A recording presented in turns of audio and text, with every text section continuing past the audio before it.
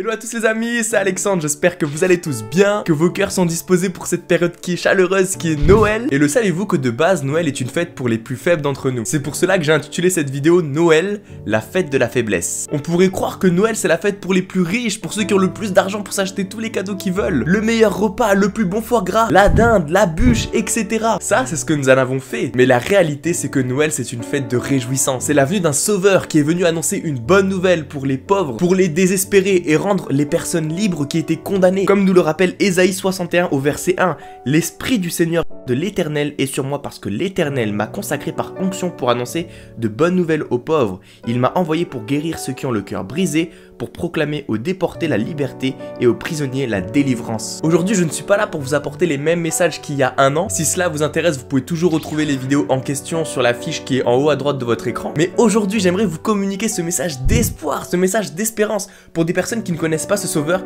que j'ai moi-même rejeté pendant plusieurs années. Ce sauveur qui est Jésus-Christ qui est venu parler à mon cœur pendant cette même période en décembre 2020 pour me dire qu'il m'aimait, que j'avais de la valeur à ses yeux et que lui, contrairement aux autres, il ne me condamnait pas. Et j'aimerais qu'on fasse un petit bond dans l'histoire de Noël. Quand on regarde le premier Noël de l'histoire, il n'a pas du tout été confortable. Pour vous mettre rapidement dans le contexte, c'est un grand jour de faiblesse. Le chef romain de l'époque qui avait le pouvoir sur tout l'ensemble du pays a donné cet ordre à tous les habitants du pays de se recenser dans leur ville natale. Et j'imagine la tension qu'il pouvait y avoir. Et à ce temps-là, c'était pas les bonbons, les gâteaux comme ce qu'on a aujourd'hui. Et quand on continue dans l'histoire, la Bible nous parle d'un homme et d'une femme qui s'appellent Marie et Joseph. Ce couple qui habitait à Nazareth mais qui était originaire de Bethléem a dû faire le trajet avec une femme enceinte.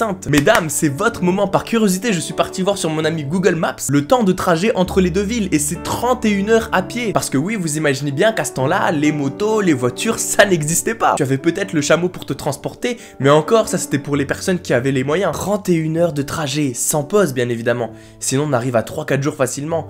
Et avec une femme enceinte, ça doit être extrêmement dur. J'ai envie de te dire que moi-même, si je devais le faire, je pense pas que j'y arriverais. Dans ces moments-là, les amis, il n'y avait rien de joyeux. Bethléem, à ce temps-là, c'était pas le Bethléem d'aujourd'hui, hein. C'était un village paumé au milieu de la campagne, au milieu des animaux, des bergers. Et pourtant, le Sauveur, le Seigneur, le Roi des Rois est né là-bas. Tout simplement pour nous faire comprendre que Jésus est venu avant tout pour les faibles. Jésus est venu pour les bergers de l'époque, qui n'étaient pas du tout considérés dans la société. Bethléem, qu'on s'entende, c'était pas the place to be, l'endroit où est-ce qu'il fallait être. C'était une toute petite cité qui n'était ni une capitale commerciale, ni une capitale culturelle, et encore moins un lieu touristique. C'était un village perdu au milieu de nulle part, un endroit insignifiant. Mais ce que j'aime avec notre Dieu, c'est qu'il se sert des choses insignifiantes pour se glorifier. La Bible dit dans 1 Corinthiens 1,27, mais Dieu a choisi les choses folles du monde pour couvrir de honte les sages, et Dieu a choisi les choses faibles du monde pour couvrir de honte les fortes. Nous, à notre échelle, on pourrait s'imaginer tout l'inverse. Un Dieu tellement puissant qui est né dans un palais au milieu des plus riches, mais ce n'est pas ça la réalité. Dieu s'est fait homme pour ceux qui reconnaissent qu'ils sont faibles et qui ont besoin de sa présence. J'aimerais juste prendre le temps maintenant de vous citer quelques noms que porte Jésus dans la parole de Dieu. Il y a le lion de Juda, le roi des rois, Dieu tout-puissant, le consolateur, le berger, l'alpha et l'oméga,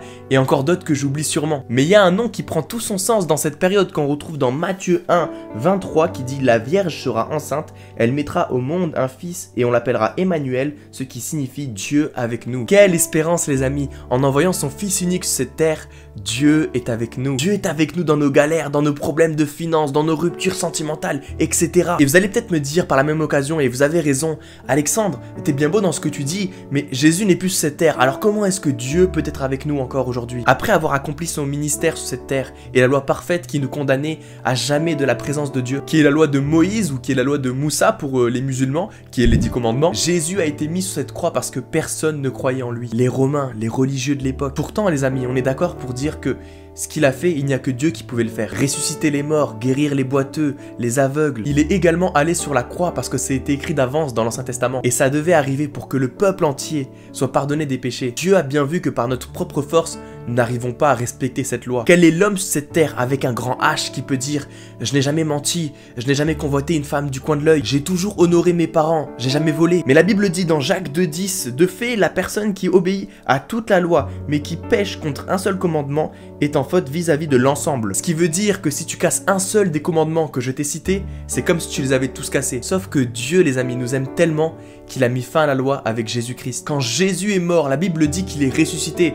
Et ça, c'est une autre fête que nous célébrons. Et quand il est ressuscité, il a envoyé son esprit sur toute la terre. Ses disciples l'ont vu et des personnes comme vous et moi ont pu l'expérimenter. Et c'est pour ça que je peux dire aujourd'hui que Dieu est avec nous. Nous ne sommes pas seuls et nous ne serons plus jamais, car il est avec nous tous les jours jusqu'à la fin du monde. Quels que soient les soucis qui peuvent vous attendre, Jésus est là, et je dis bien personne ne peut vous séparer de son amour. Essayez juste quelques secondes de fermer les yeux et de prier, parce qu'on a tendance à être dans un monde où on écoute plus les on-dit qu'on expérimente. Dites-lui, Jésus, si tu existes vraiment, prouve-le-moi. Je crois en un autre prophète, ou je ne crois pas en Dieu tout simplement. Mais si cet homme dit vrai, rends ma vie meilleure, je veux t'expérimenter, et vous verrez comment il prendra soin de vous. Les amis, soyez tous bénis, profitez bien des fêtes en famille et revenez-nous entiers. Pour ma part, je vais prendre soin des miens et on se retrouve l'année prochaine. C'était Alexandre, bye bye.